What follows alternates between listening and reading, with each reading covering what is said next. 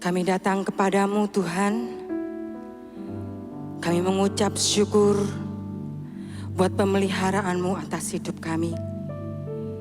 Kami mengucap syukur buat segala kebaikanmu yang sudah kau nyatakan dalam hidup kami. Kami mengucap syukur karena Engkau Allah yang baik buat hidup kami. Anugerah-Mu senantiasa limpah tercurah bagi setiap kami. Sebab itu kami mau terus dalam hidup kami mau memuji Engkau. Kami mau naikkan pujian penyembahan kami. Sebab sungguh Engkau Allah kami yang luar biasa dan layak terima segala hormat, pujian serta ucapan syukur kami. Terima kasih Bapa, terima kasih. Kami berdoa dan mengucap syukur di dalam satu nama, yaitu nama Tuhan Yesus Kristus. Dan kita semua yang percaya dan mengasihi Dia bersama-sama berkata, amin. Puji nama Tuhan. Tidak ada alasan bagi kita untuk tidak mengucap syukur. Sebab Dia sungguh Allah yang baik, sungguh teramat baik buat hidup kita. Kecaplah dan lihatlah betapa baiknya Tuhan kita. Kasih setianya kekal selama-lamanya. Haleluya.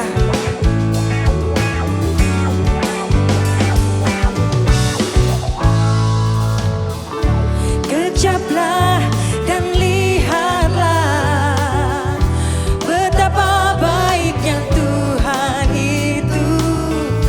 Rasakan dan nikmati kasih setia Tuhan.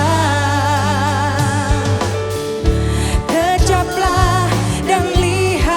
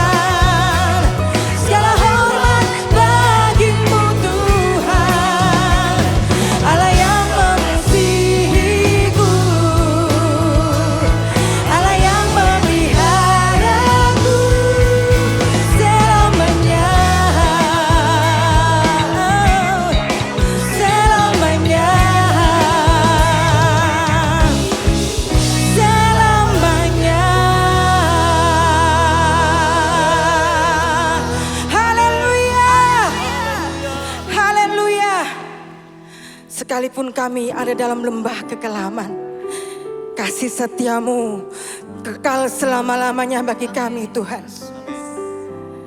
Engkau senantiasa menggendong tangan kami. Tangan kananmu senantiasa terulur bagi kami. Kami bersyukur Tuhan buat segala kejadian yang terjadi dalam hidup kami. Karena kami percaya Engkau Allah yang tidak pernah meninggalkan kami. Terima kasih.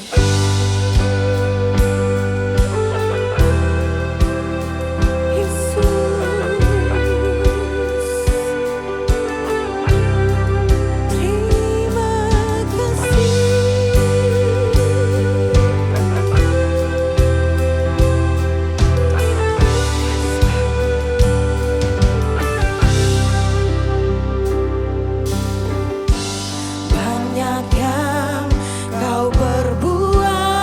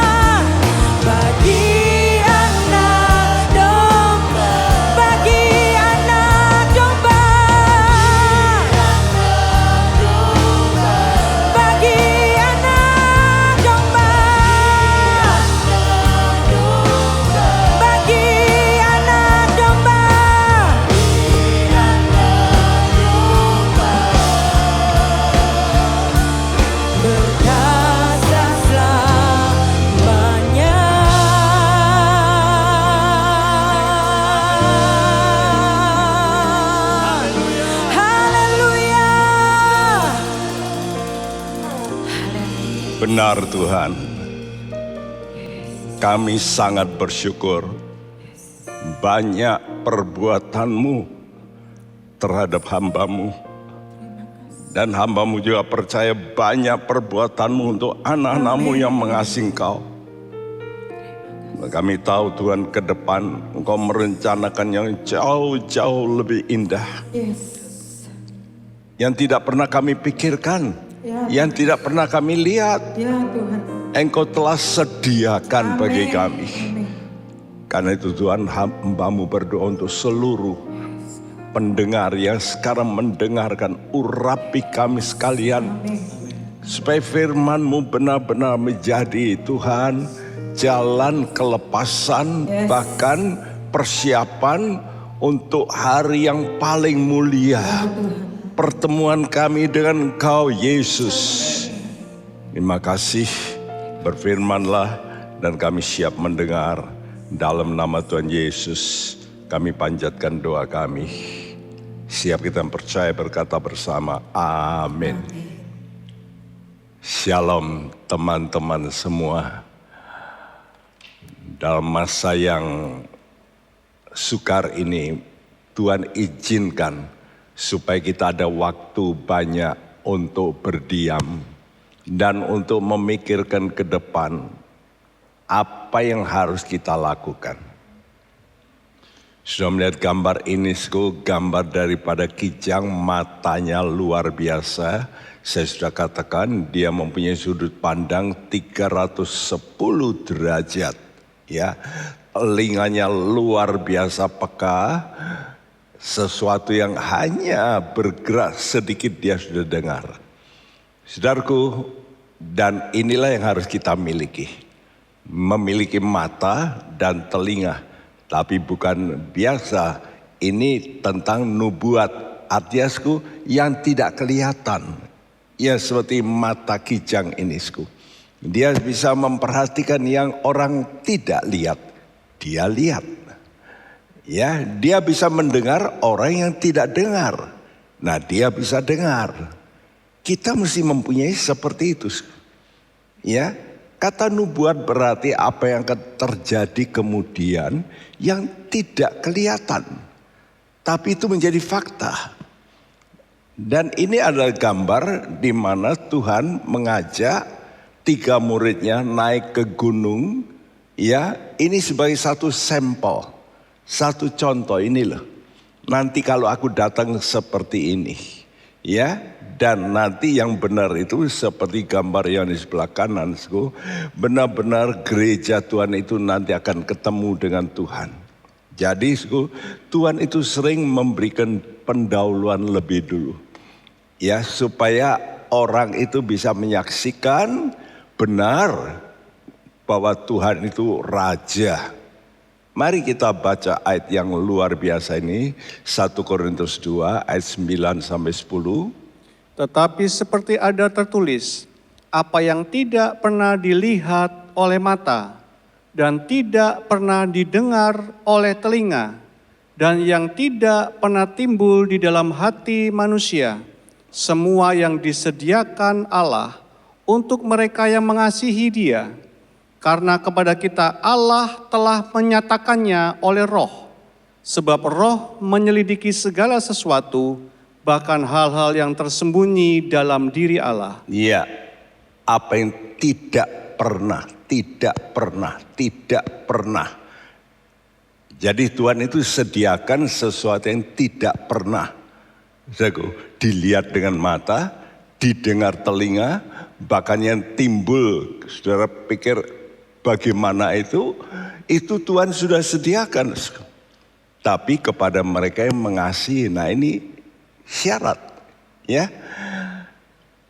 Caranya untuk kita bisa tahu persis itu Allah menyatakan, bukan dengan apa yang kita lihat, tapi dengan spirit, dengan roh. Karena roh inilah yang bisa searching, menyelidiki. Nah ini seperti yang kita sekarang, dari jauh komputer saya bisa diperbaiki dari gereja ini oleh Ari bagian IT, dia bisa membetulkan komputer saya walaupun dari jarak jauh. Kenapa? Lewat yang namanya yaitu sinyal, wave, gelombang. Roh Kudus itu seperti itu, roh itu seperti itu. Gelombang. Nah, gelombang inilah yang bisa mengerjakan. Sekarang kita tahu bisa mengoperasi orang dari jarak jauh. Bisa. Jadi tangan Tuhan seperti itu. Ya. Dan perkataan Tuhan itu adalah roh nubuat. Wahyu 19 ayat 10 mengatakan bahwa kesaksian Yesus itu roh nubuat. Karena itu mari kita suka mendengar apa yang diucapkan oleh Yesus dalam firman, ya. Dan inilah pengalaman daripada 3 murid waktu di atas gunung diajak oleh Tuhan dan mereka mau. 2 Petrus 1 ayat 16 sampai 21. Sebab kami tidak mengikuti dongeng-dongeng isapan jempol manusia, ketika kami memberitahukan kepadamu kuasa dan kedatangan Tuhan kita, Yesus Kristus sebagai Raja. Tetapi kami adalah saksi mata dari kebesarannya. Kami menyaksikan bagaimana ia menerima kehormatan dan kemuliaan dari Allah Bapa. Ketika datang kepadanya suara dari yang maha mulia yang mengatakan, inilah anak yang kukasihi, kepadanya lah aku berkenan. Suara itu kami dengar datang dari sorga, ketika kami bersama-sama dengan dia di atas gunung yang kudus. Dengan demikian kami makin diteguhkan oleh firman yang telah disampaikan oleh para nabi. Alangkah baiknya kalau kamu memperhatikannya, sama seperti memperhatikan pelita yang bercahaya di tempat yang gelap sampai fajar menyingsing, dan bintang timur terbit bersinar di dalam hatimu. Yang terutama harus kamu ketahui ialah bahwa nubuat-nubuat dalam kitab suci tidak boleh ditafsirkan menurut kehendak sendiri, sebab tidak pernah nubuat dihasilkan oleh kehendak manusia, tetapi oleh dorongan Roh Kudus, orang-orang berbicara atas nama Allah. Iya, betapa pentingnya saudara itu dipenuhi dengan Roh Kudus supaya bisa mengerti perkataan Tuhan. Mengapa?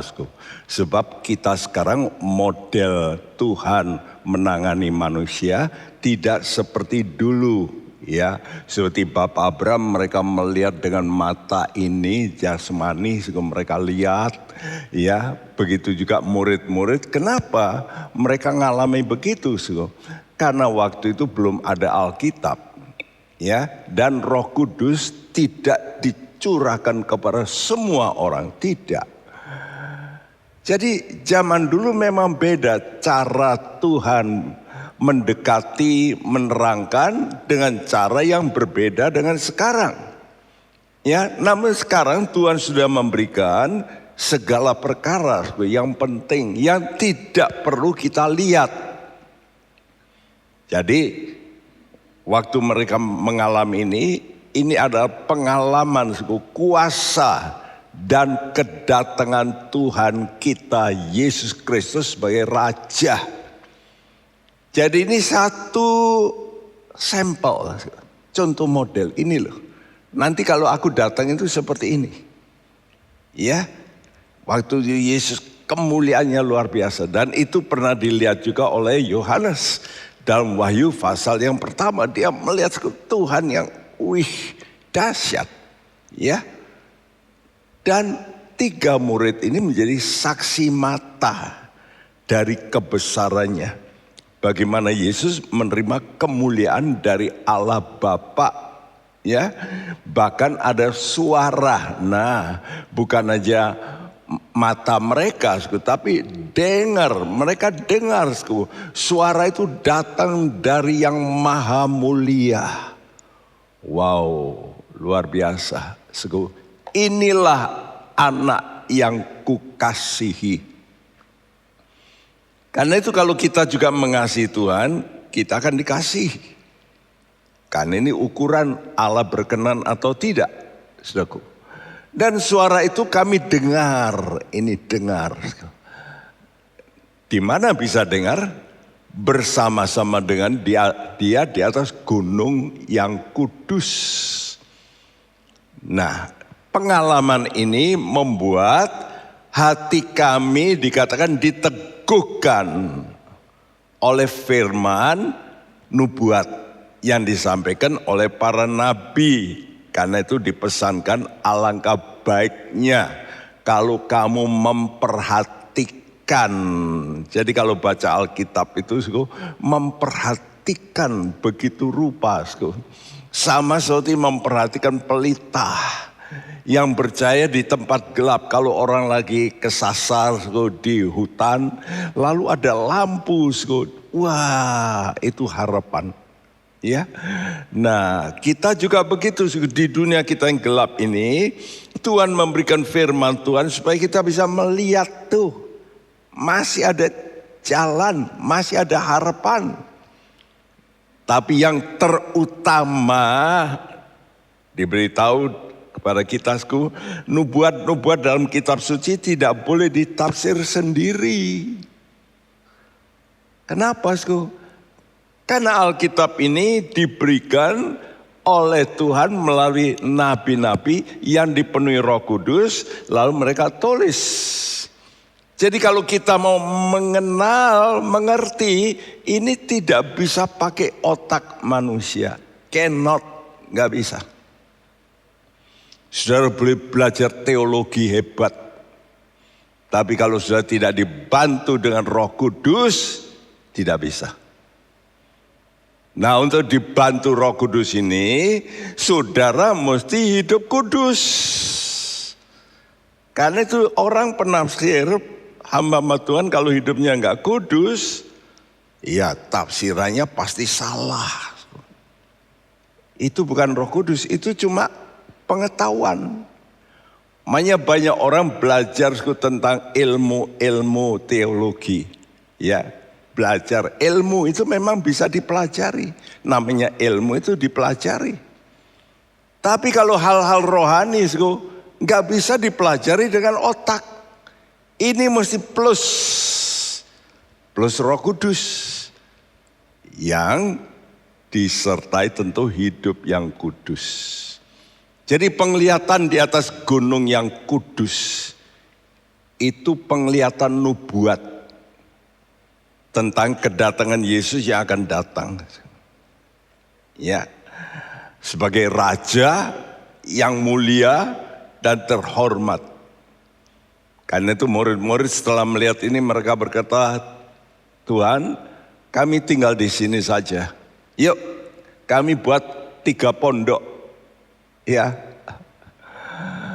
supaya Yesus, Elia dan Musa ini bisa terus kami lihat ini. Waduh, sudah cukup bagi kami. Ya, tapi setelah itu hilang.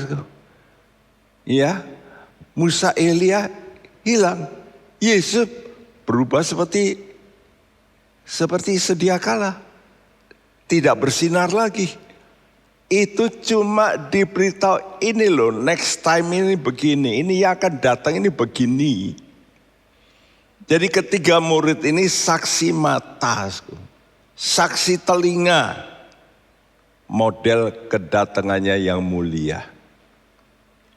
Jadi Tuhan perlu saksi-saksi untuk memperkuat iman kita. Jadi kita itu jangan, aku sendiri belum ngalami kok. Loh, Tuhan itu pakai saksi, ya. Jadi tidak semua orang diizinkan percaya tidak dengan kesaksian. Karena itu, penglihatan serupa ini sebetulnya dapat saudara alami. Wih, bisa. Kalau kita mau naik ke gunung yang kudus. Ini bukan berarti gunungnya yang kudus. Banyak orang pikir, gunung di Israel itu kudus. Karena itu ziarah ke Israel baru jos. Bukan. Ya gunungnya bukan kudus. Ya. Tapi karena ada orang di situ yang kudus, gunung itu berubah menjadi gunung yang kudus. Ya, tempat di mana engkau pijak, kata Tuhan, itu aku berikan. Nah, itu tempat kudus. Kenapa? Karena sudah di situ, lalu sudah berdoa, dan ada lalu hubungan sorga dengan bumi. Seperti siapa? Seperti Yakob. Tempat itu lalu ada malaikat-malaikat naik turun. Lalu tempat itu menjadi apa? Yakob berkata, ini rumah Allah. Ini pintu sorga. Jadi saudara, tempatmu di mana engkau diam itu harus menjadi pintu sorga. Dulu kami dari gereja, kita bersama-sama 10 orang, kadang-kadang 12 orang yang sungguh-sungguh berminat ke Jakarta, bayar sendiri untuk belajar tentang nubuat, ya, dan yang mengajar itu langsung dari anak didik, langsung dari Bill Hamon, seorang penggerak nubuat pada akhir zaman ini, ya. Ron Soka namanya. Lalu dia tinggal di Jepang, ya.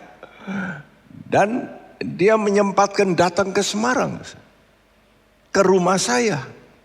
Begitu dia masuk, dia berkata, aduh, saya merasakan hadirat Tuhan. Loh, saya tidak ngomong apa-apa. Kenapa bisa begitu? Ya itulah orang-orang yang peka. Ya, jadi kalau saudara hidup benar, kudus, rumahmu ini akan dibersihkan. Kenapa? Karena malaikat naik turun, bayangin. Jadi kita mesti berdoa dalam roh dan kebenaran yang kudus. Dan itu membuat kita semakin teguh dalam iman. Khususnya pengharapan untuk berjumpa dengan Yesus, Sang Mempelai. Karena itu, maukah saudara itu mau pergi ke tempat di mana Tuhan suka pergi? Ya, kalau mau ketemu Yesus, ya pergilah ke tempat di mana dia suka pergi. Kenapa Yudas tahu tempatnya? Ya karena Yesus suka ke situ. Kemana? Taman Getsemani, betul nggak? Tapi dia pergi ke sana bukan dengan maksud baik, malah untuk berkhianat. Kita mesti pergi ke tempat kesukaan Tuhan. Apa itu? Getsemani. Kata Getsemani itu tempat pemerasan. Jadi kalau kita mau berdoa memeras jiwa kita, ini perlu diperas. Ya. Dan sudah banyak berdoa, nanti sudah akan mengalami bertemu dengan Yesus. Faktanya dalam perjanjian baru ini seperti ini. Coba kita lihat bagaimana Saulus, seorang yang memusuhi Tuhan pertama kali, dia ditemplak oleh Tuhan dengan cahaya sampai buta, lalu dia tinggal di sebuah rumah dan dia buta, matanya nggak bisa lihat lagi. Tuhan utus seorang namanya Ananias. Nah, lalu firman Tuhan berbunyi, carilah di rumah Yudas seorang dari Tarsus yang bernama Saulus. Ia sekarang berdoa dan dalam suatu penglihatan ia melihat bahwa seorang yang bernama Ananias. Iya, datang. Jadi dia Saulusku. Sebelum ketemu Ananias, Tuhan sudah memberitahu kepada Ananias, kamu pergi ke rumah ini, Yudas dari Tarsus. Ada nanti seorang yang sekarang dia sedang berdoa. Ya, dan dalam penglihatannya Saulus, dia melihat ada seorang datang yang bernama Ananias. Karena itu waktu datang terus dia ngomong, saya anak, loh kok persis. Nah itu pengalaman ini ini orang baru ini Saulus, tapi sudah ketemu Yesus ya. Kisah Rasul 10 ayat 1 sampai 3, Cornelius yang sama sekali orang kafir. Tapi dia itu ingin cari Tuhan. Kalau Anda sudah baca sama. Dia sedang berdoa lalu melihat penglihatan. Lalu kita melihat Petrus. Waktu itu Petrus pegang hukum Taurat, dia tidak mau makanan kumpul dengan orang-orang yang disebut kafir gitu ya. Enggak mau, itu kafir. Karena mereka makanannya aja enggak benar. Saya kan tidak mau. Waktu itu ditegur oleh Tuhan melalui, yaitu waktu dia lapar, dia nunggu-nunggu kok belum dipanggil oleh tuan rumah ya. Dia sedang berdoa, Kisah Rasul 10 ayat 9 sampai 11 berbunyi. Kira-kira pukul 12 naiklah Petrus ke atas rumah untuk berdoa. Tiba-tiba rohnya diliputi kuasa ilahi. Tampak olehnya langit terbuka. Iya, jam 12 dia tunggu dipanggil makan kok belum. Ya, dia pikir saya berdoa. Memang doa itu paling baik kalau saudara perutmu tidak kenyang. Memang. Jadi kalau sudah kekenyangan, doa ini nggak bisa biasanya, ngantuk. Ya, tapi coba karena itu kalau orang berpuasa dia berdoa itu lebih mantap ya. Waktu Petrus berdoa tiba-tiba rohnya diliputi kuasa ilahi. Bahasa Inggris katakan he fell in a trance. Jadi seperti orang kesurupan itu. Terus seperti orang tidak sadar, karena itu kadang-kadang kalau kita didoakan kita rebah gitu, terus bisa melihat penglihatan, tampak olehnya langit terbuka, ya. Lalu turunlah selai kain dengan isi binatang-binatang najis. Lalu Tuhan berkata melalui malaikat, makanlah. Nah, pengalaman itu membuat Petrus sadar bahwa dia harus menerima orang yang bukan Yahudi. Dia bertobat sendiri. Dari mana? Pekerjaan Roh Kudus. Ya, nah ini penting. Karena itu kita mesti punya telinga dan mata seperti matanya Kijang. Karena itu Kidung Agung ini luar biasa. Dulu saya kesukaran memecahkan ini. Ya, karena memang sulit sekali. Kata-katanya dalam, begitu banyak arti. Dan sampai sekarang pun saya nggak berani khotbah keseluruhan. Karena ada kata-kata yang waduh kalau orang biasa dengar nanti waduh Pak Bekti kok ngajar porno ini. Tapi begitulah. Kalau kita baca Alkitab, saya tidak akan ungkap semua, karena kadang-kadang kalau terlalu dalam itu bagi orang yang tidak ngerti malah dicemooh. Saya nggak mau, saya kasih sebagian yang dalam ukuran ini, ya, Nah, kembali ke Kidung Agung ini ayat favorit yang saya ketemukan bagaimana Tuhan itu menyerupakan diri seperti kijang dan kita pun harus seperti itu. Kidung Agung 2 ayat 8 sampai 10. Suara kekasihku, lihat ia datang, melompat-lompat di atas gunung-gunung, meloncat-loncat di atas bukit-bukit. Kekasihku serupa kijang atau anak rusa. Lihat, ia berdiri di balik dinding kita, sambil menengok-nengok melalui tingkap-tingkap dan melihat dari kisi-kisi. Kekasihku mulai berbicara kepadaku, bangunlah manisku, jelitaku, marilah.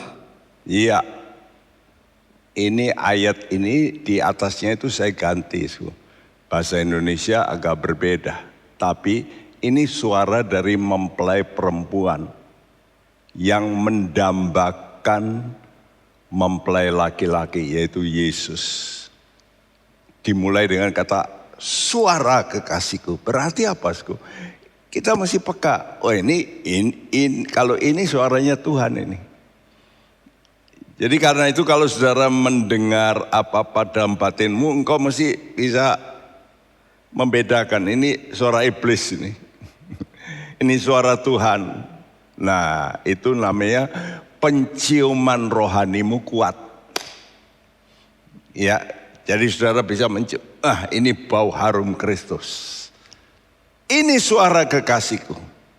Lalu apa? Lihat. Nah, karena pakai mata. Karena itu penciuman ini penting, ya, untuk bisa merasa, ya, ini roh Tuhan.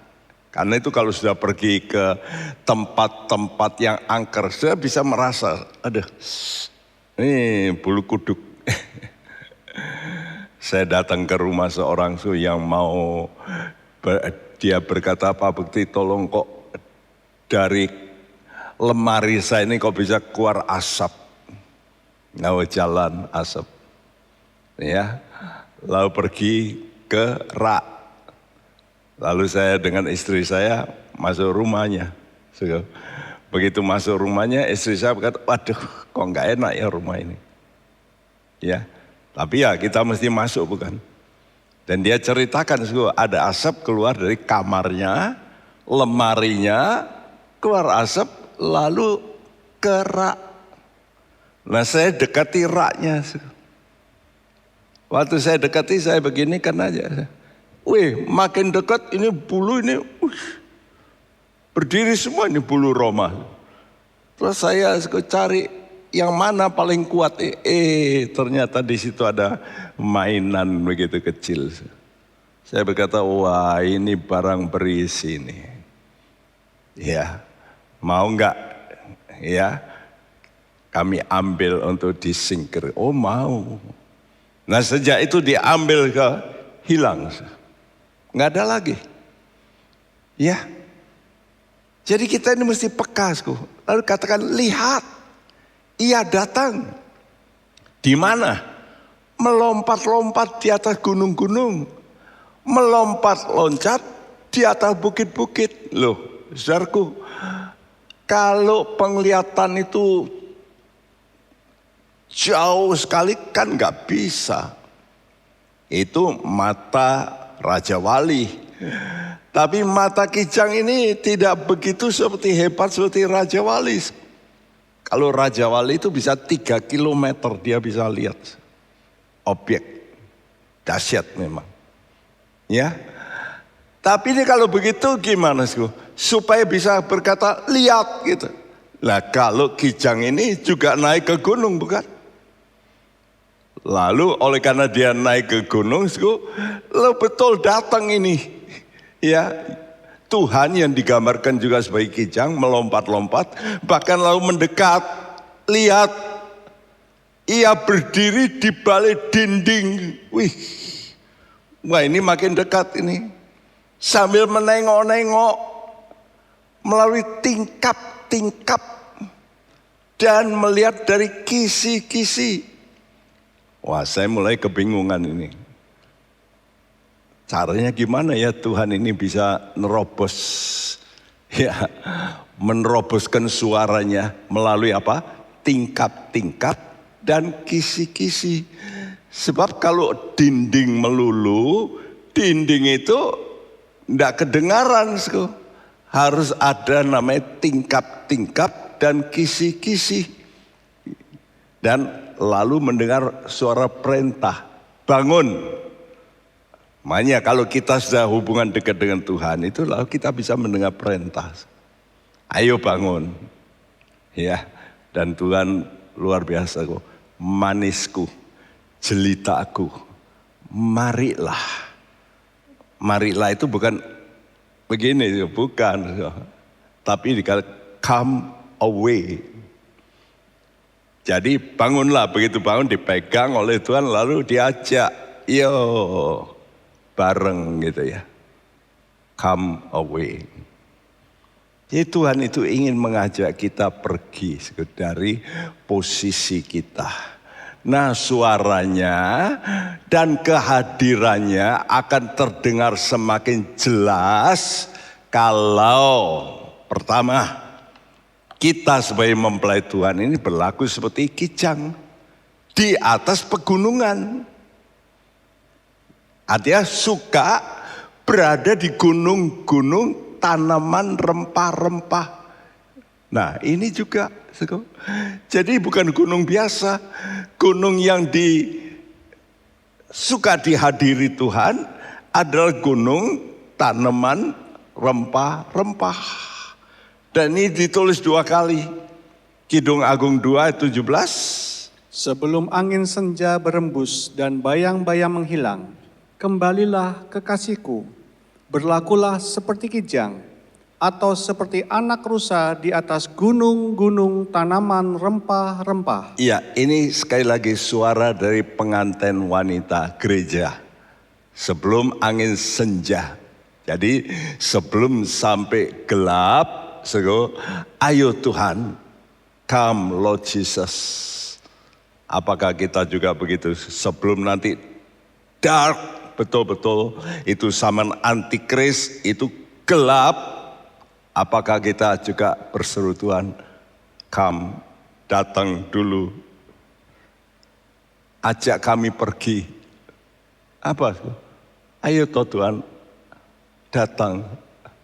Makin lama dunia ini makin gelap. Kami enggak tahan. Ya.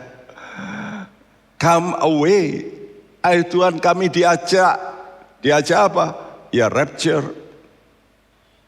Kidung Agung 8 ayat 14 diulangi lagi. Ini ayat terakhir dari Kidung Agung. Ya.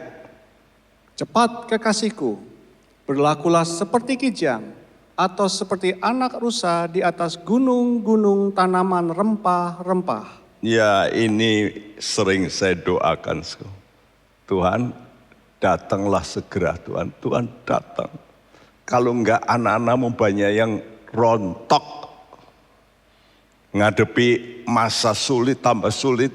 Alkitab menulis, waktunya akan dipersingkat. Sebab kalau tidak, banyak orang pilihan itu nanti akan jatuh.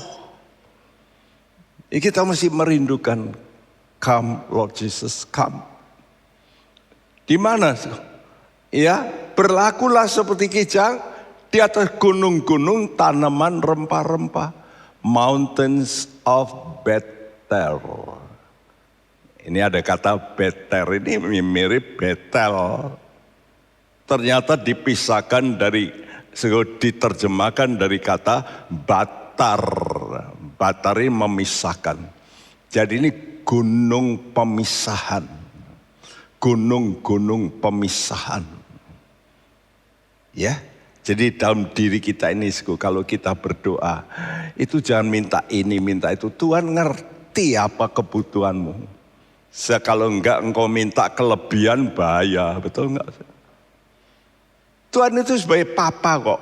Dia ngerti, saya enggak pernah minta, Tuhan beri saya mobil. Never.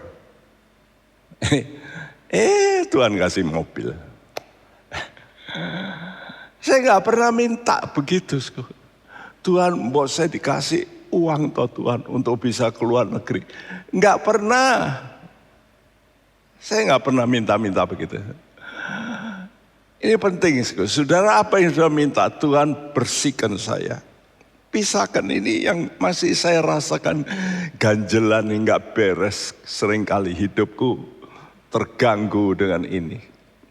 Nah, ini gunung-gunung pemisahan. Jadi kita mesti tahu keadaan kita, kelemahan kita apa. Coba kita minta Tuhan, singkirkan. Lepaskan saya dari ini. Lalu disebut, ini diterjemahkan dalam bahasa Indonesia. Ini juga betul. Gunung rempah-rempah. Dari kata apa? Besem. Memang kata ini, Beter, ini ada kaitannya dengan besem ini. Rempah-rempah. Apa? Harum. Ya. Jadi orang percaya yang dilambangkan sebagai Kristen kijang ini adalah mereka yang mau naik ke Gunung Kudus. Suka berdoa dalam kekudusan hidup, ya. Banyak orang suka berdoa hanya untuk minta-minta. Mestinya bukan begitu. Berdoa untuk memberikan bau harum, rempah-rempah. Kita memuji Tuhan, mountains of better, gunung pemisahan, hidup kudus, itu number one bagi Tuhan. Karena itu Roma 12 mengatakan, ya, sebab itu persembahkanlah tubuhmu menjadi persembahan yang hidup dan yang kudus. Karena itulah yang berkenan. Jadi bukan hanya korban-korban duit kita pasti Tuhan senang. Kalau kita nggak benar hidup kita, Tuhan nggak senang. Gereja senang diberi persembahan. Ya, entah tukang copet, entah tukang rampok, kalau dia masukkan uang ke gereja, puji Tuhan. Tapi Tuhan, no, aku nggak bisa disuap, aku cukup kaya. Memang persembahan itu satu model ibadah. Sekarang ini saya khawatir karena banyak orang di rumah lebih senang, itu kurang persembahannya. Bukan hanya uang loh, persembahan tenagamu, datang, waktu, persembahan perhatian. Ya itu kalau di sini kan enggak seperti di rumah, bisa jalan ambil nonton, oh Pak Bekti lagi, kalau ada saya mau ambil ini. Nah, karena Alkitab mengatakan, kamu buat mezbah dan persembahkan korban, maka aku akan hadir. Jadi tanpa korban gak ada kehadiran Tuhan. Karena itu saya sedih juga dengan lockdown ini. Karena banyak anak Tuhan lebih senang di rumah. Aku ya dengar sama kok ya. Betul sama. Tapi ibadahnya beda. Kurang korban. Menyanyi pun kalau di rumah kadang-kadang cuma lihat tok. Enggak menyanyi. Jadi kita ini mesti berpisah dari keinginan duniawi. Kenapa? Karena tertarik. Sudah tertarik dengan apa toh? Kenapa kita ikut Yesus? Kita mesti tertarik dengan kehidupannya Yesus. Bukan dengan berkat-berkatnya Yesus. Waduh, Yesus bisa begitu. Yesus akhirnya dimuliakan. Saya seperti itu. Jadi sudah tertarik dengan bau harum Kristus. Karena itu lihat Kijang ini makanannya itu dia juga memilih dari jauh dia, oh ini bau ini. Bunga-bunga yang baunya enak itu dia makan. Ya. Dia suka apa? Apel, berries. Itu makanannya. Ya, apel itu kan bau, ya toh. Ya, buah-buah ada baunya. Begitu dia bau, dia naik ke gunung. Ya. 2 Korintus 2 ayat 14 sampai 16a berbunyi. Tetapi syukur bagi Allah yang dalam Kristus selalu membawa kami di jalan kemenangannya. Dengan perantaraan kami, ia menyebarkan keharuman pengenalan akan Dia di mana-mana. Sebab bagi Allah kami adalah bau yang harum dari Kristus di tengah-tengah mereka yang diselamatkan dan di antara mereka yang binasa. Bagi yang terakhir kami adalah bau kematian yang mematikan, dan bagi yang pertama bau kehidupan yang menghidupkan. Iya, kita harus makan rohani yang benar sehingga hidup kita ini juga menyebarkan keharuman. Keharuman apa? Pengenalan. Apa artinya? Kenapa orang berbuat dosa? Alkitab mengatakan kalau ada orang masih berbuat dosa karena dia belum mengenal. Nanti baca 1 Yohanes 3 mengatakan itu. Kalau orang masih berbuat dosa, dia belum mengenal Tuhan. Orang Kristen, loh, saya orang Kristen, iya. Tapi kalau berbuat dosa, mana sampai orang kata, loh orang Kristen kok gitu. Nah itu, baunya apa? Bau kematian. Ya, kita mesti memberikan bau harum dari Kristus. Ya, bau yang menghidupkan rohani. Ini yang pertama, suaranya bisa dengar kalau kita ada di gunung-gunung yang kudus. Yang kedua, kita bisa rasa dekat, makin jelas kalau mempelai itu makin dekat dengan kita. Kidung Agung 2, 9b sampai 10. Lihat, ia berdiri di balik dinding kita, sambil menengok-nengok melalui jendela-jendela, dan melihat dari teralis-teralis. Kekasihku mulai berbicara kepadaku, bangunlah manisku, jelitaku, marilah. Jadi ada dinding, ada jendela, ada teralis. Sudah tahu teralis ya? Teralis itu ya dari besi itu kuat, paling kuat itu. Ya toh, supaya ya jangan pencuri masuk, tapi supaya ada udara. Ya, itu teralis. Tapi jendela kadang-kadang bisa ditutup. Ini namanya tingkap-tingkap bahasa Indonesia. Tapi juga dinding. Ya, jadi sudah melihat gambar ini. Yang menjadi pertanyaan, apa yang dimaksud dengan dinding, jendela, teralis. Nah ini saya berdoa Tuhan, mbok dibuat mengerti, supaya saya itu bisa ngerti. Nah, Tuhan ingatkan saya tentang yaitu kubu-kubu. Begitu dinding itu, oh iya ini kan seperti kubu. Dindingnya kota Yeriko itu apa? Iya itu, kubu. Ya itu mesti diruntuhkan. Jadi dinding, kalau sudah lihat gambar ini yang di tengah ini roh, yang putih itu. Yang merah itu jiwa, pikiran, perasaan, kehendak. Ya, saudaraku, will, ya, itu jiwa. Lalu yang luar itu tubuh. Tubuh ini mempunyai 5 panca indera.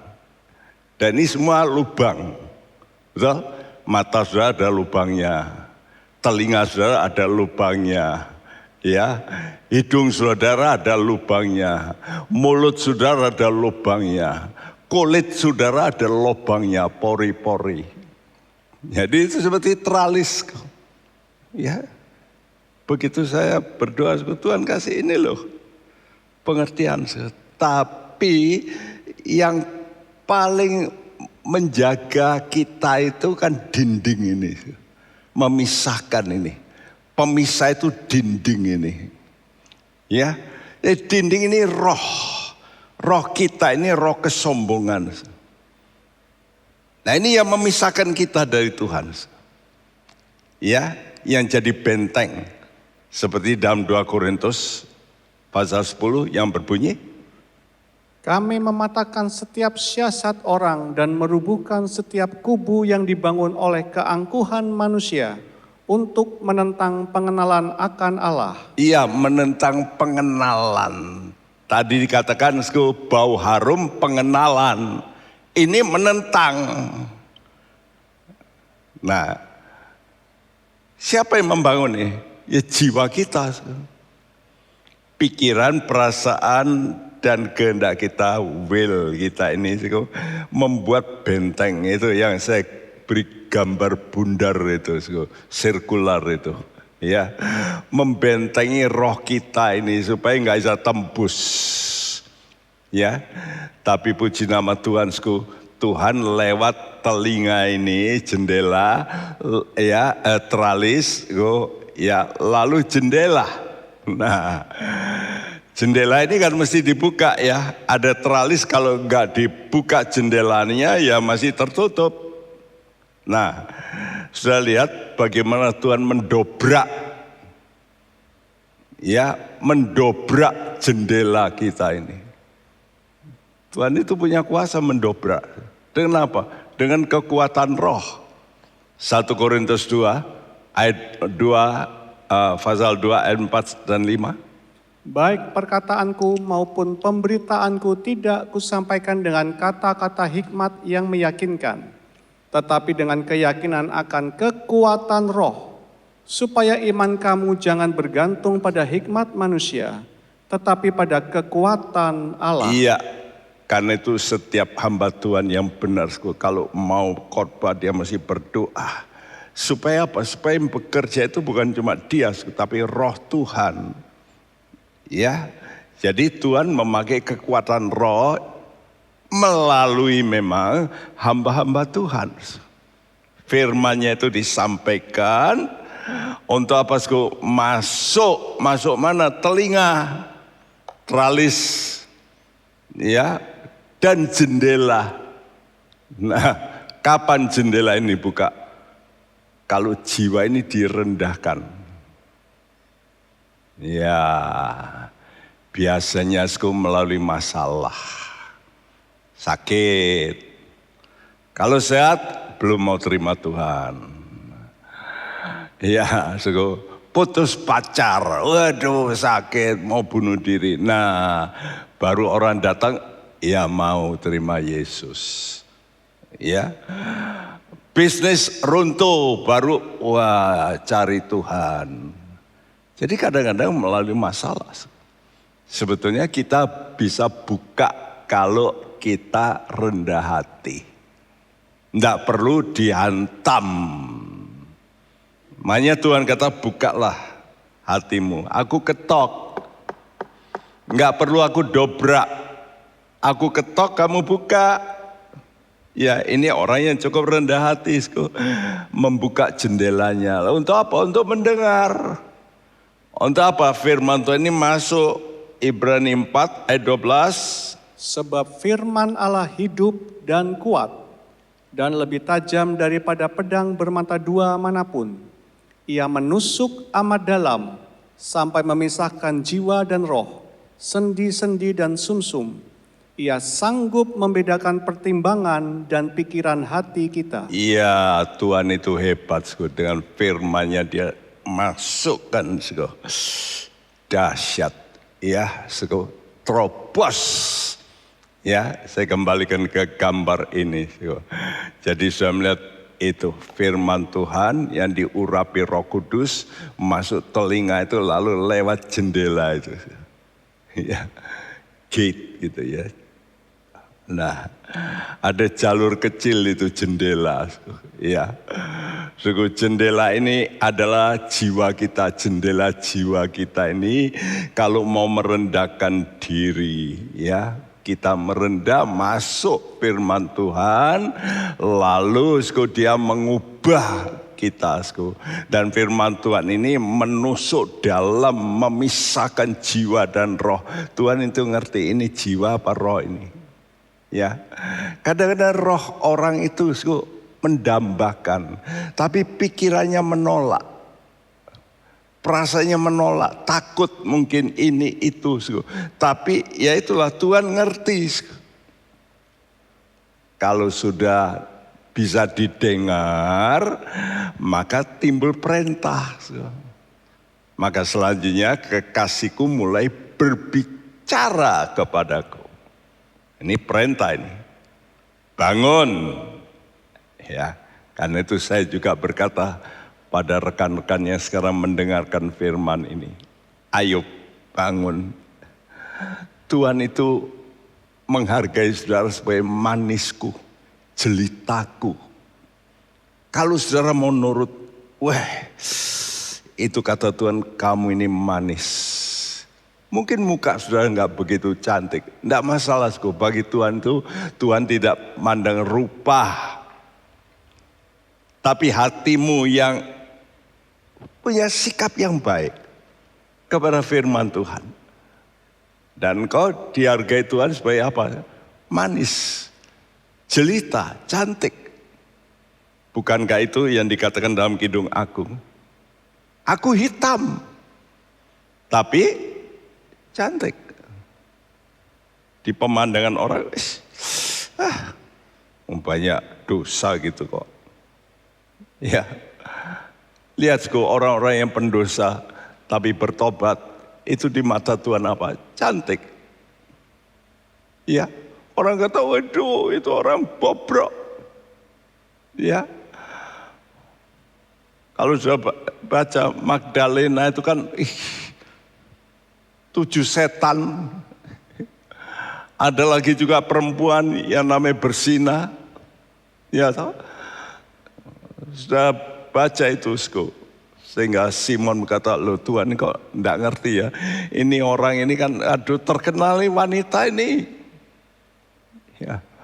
Tapi Tuhan berkata, orang ini sebab merasa dosanya banyak diampuni. Oleh karena kasihnya besar. Tuhan itu melihat hati. Kita diminta bangun.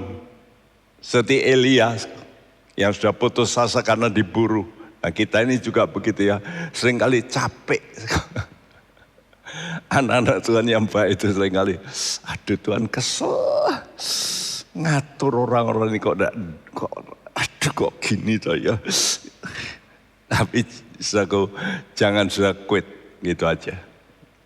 Kenapa? Saudara mau menyelesaikan. Belum selesai kok mau mati. Nanti dulu. Itu namanya saudara jadi orang eskapis. Escape. Want to escape from problems. Ya, don't be like that. Saudara hadapi dan kau berkata, Tuhan apa tugasku yang belum. Tuhan kata pada Elia, tugasmu belum selesai. Kamu harus mencari pengganti untuk melanjutkan. Nah, ini pesan saya juga. Bagi saudara-saudara yang mau, apalagi yang berkata, coba kalau tidak ada aku, piye gereja ini. Ada sekarang gitu. Ya, karena itu kalau sedikit harus mengikuti aturan terus ada. Ini saya tak tinggal, coba rasa ke. Spirit begini nggak baik. Spirit yang benar, engkau mesti mencari pengganti yang mumpuni. Yang akan melanjutkan yang lebih hebat. Seperti siapa? Seperti Elia. Tuhan kata belum. Kamu harus cari orang itu yang namanya Elisa. Dan betul dia ketemu. Ya. Dan Elisa diberi 2 kali porsi. Nah, kita ini mesti menggenapkan firman. Sampai kapan? Sampai tubuh kita diubah. Come away. Tubuh kemuliaan. Kita layak jadi mempelai Tuhan. Sampai nanti Tuhan kata, come up, come away with me. Wow. Luar biasa, itu hari yang penuh sukacita. Mari kita datang pada Tuhan, mari kita minta Tuhan ubahkan diriku supaya semakin mulia. Semakin mulia terus dan semakin mulia.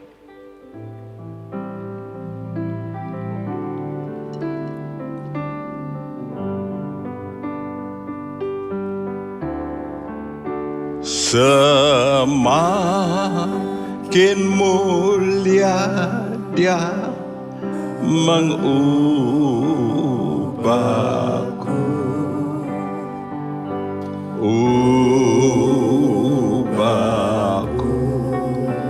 ubahku,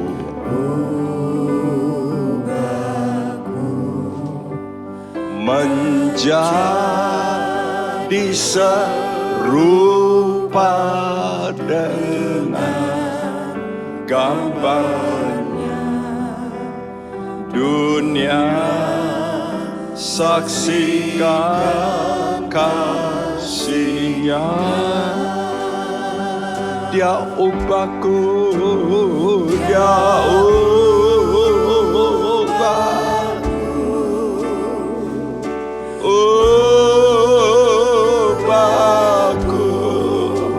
dari duniawi jadi surgawi.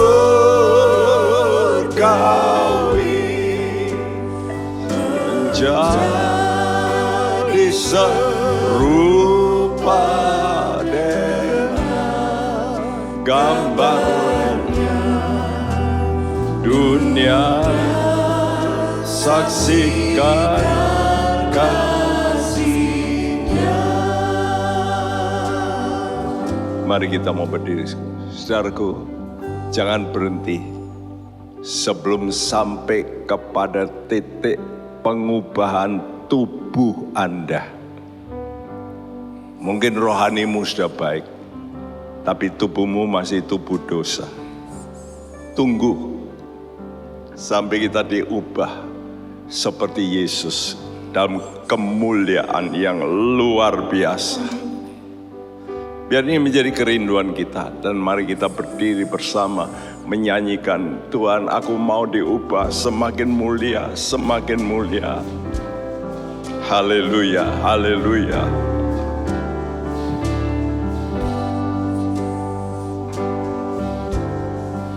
Semakin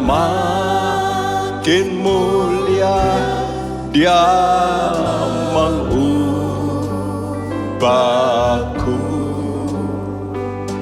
ubahku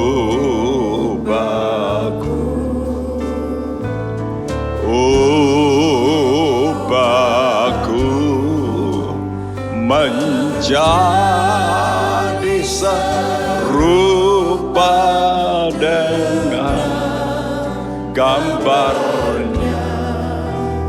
Dunia saksikan kasih-Nya.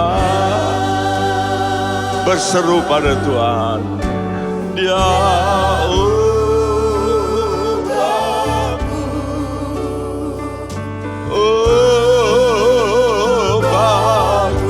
Amin.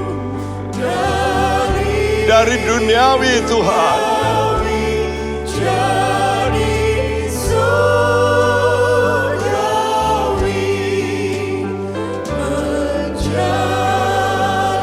biar kami semua diubah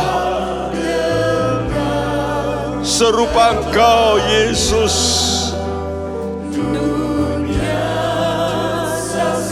Ubahkan kami, Tuhan. Ubahkan kami. Dia ubahku, ubahku dari duniawi jadi surgawi, menjadi serupa dengan gambarnya.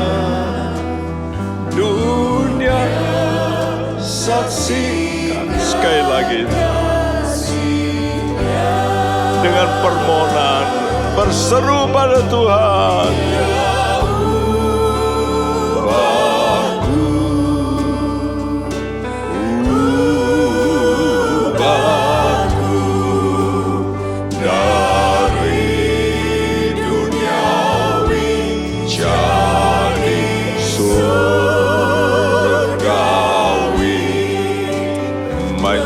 menjadi serupa dengan gambarnya.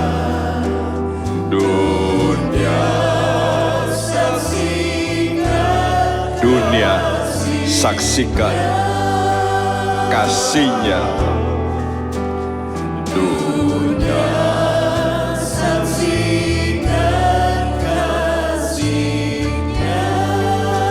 dunia saksikan kasih-Nya. Dunia saksikan kasih-Nya.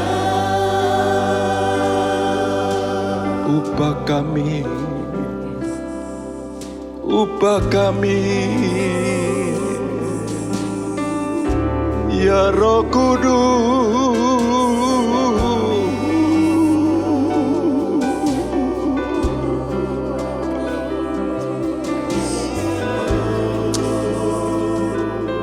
Yes, Lord, yes Lord, yes Lord.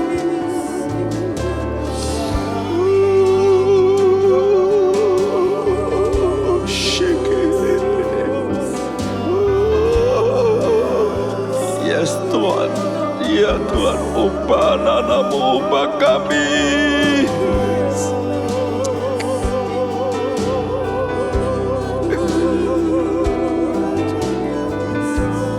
Kira lama shikara Tuhan. Yes Tuhan, jamah Tuhan. Tangan-Mu Tuhan, tangan-Mu. Shikara bala.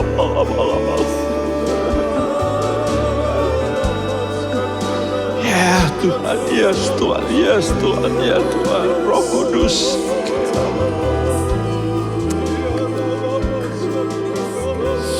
Kira apa sana mako.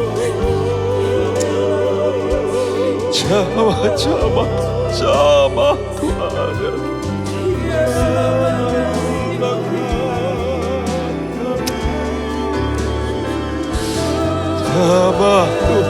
ya Tuhan. Sana. Yes Tuhan, yes Tuhan, yes Tuhan.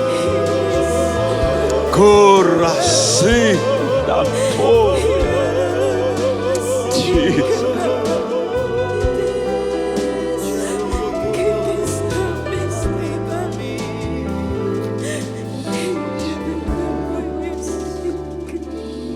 Kami tahu Tuhan, terima kasih.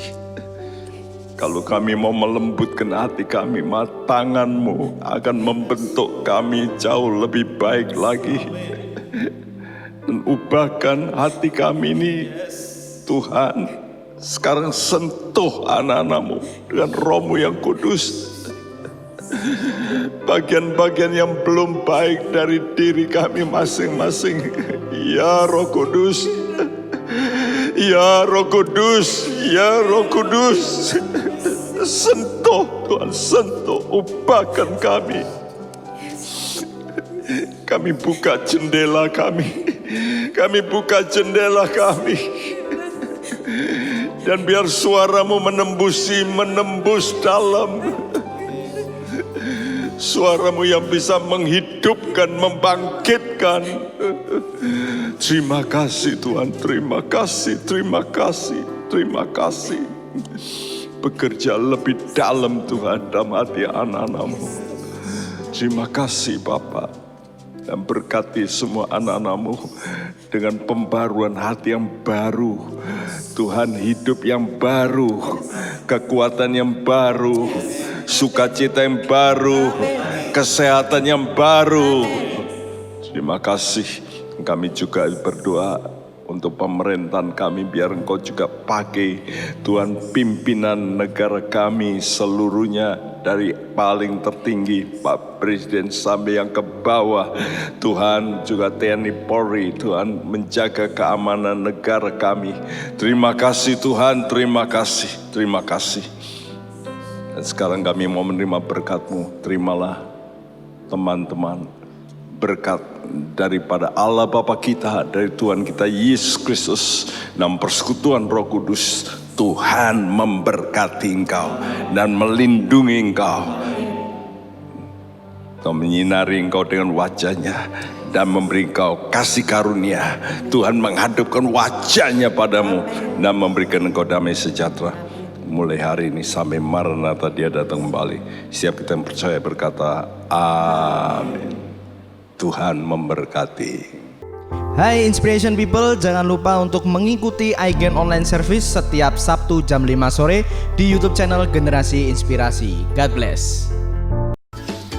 Hai Sobat Nambah, ikuti terus ya ibadah nambah online setiap minggu jam 10 pagi di YouTube Nambah Kids Church, atau jam 11 siang di IGTV @nambahkc. Yuk bersukacita bersama. God bless you. Kami mengajak Anda untuk bersama berdoa dan menikmati hadirat Tuhan lewat acara khusus Family Gathering bersama keluarga Pendeta Insinyur Timotius Subekti yang akan tayang premier di YouTube pada hari Rabu 23 Desember pukul 7:30 malam di YouTube channel GBT KAO Semarang.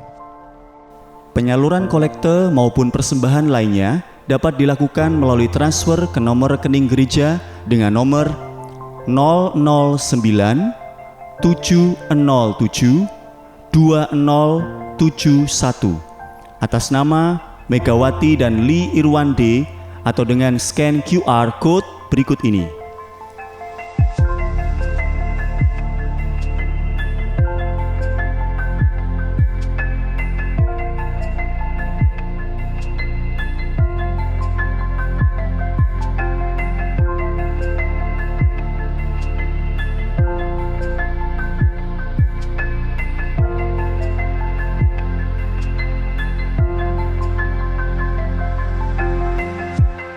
Bagi jemaat Tuhan yang rindu mendapatkan informasi seputar kegiatan gereja, renungan harian, dan lain-lain melalui WhatsApp gereja, Anda dapat mendaftar dengan cara ketik BC spasi on dan mengirimkan ke WA gereja dengan nomor 0815 7802 2000. Untuk mengikuti ibadah offline di gereja, jemaat dapat mendaftarkan diri di link berikut ini. Silakan mengisi data diri dan mengikuti protokol yang sudah ditentukan.